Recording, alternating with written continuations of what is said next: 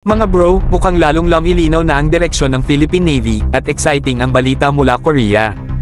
Ayon sa isang ulat ng Korean media noong nakaraang buwan, nasa final negotiation stage na umano ang gobyerno ng Pilipinas at ang HD Hyundai Heavy Industries para sa isang bagong kontrata na malamang ay mapipirmahan na ngayong taon.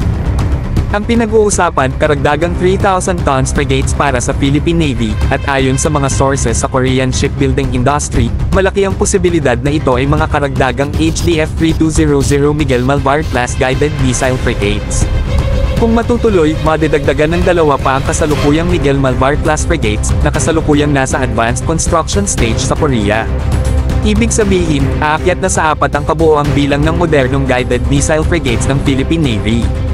Ang HDF 3200 Malvar class ay pinaghusay na bersyon ng Jose Rizal class, na may mas advanced na radar, combat management system, at mas mataas na missile loadout. Equipped ito para sa anti-air, anti-ship, at anti-submarine warfare, kaya't isa itong tunay na multi-role frigate. Ang pagdagdag pa ng dalawa ay hindi lang tungkol sa bilang ng barko, kundi sa kakayahan ng PN na mag-deploy ng mas consistent presence sa West Philippine Sea at sa iba pang critical maritime zones. Mula sa perspective ng strategy, malinaw ang intensyon, palakasin ang surface combat fleet ng bansa habang pinapatatag din ang air at missile defense capabilities.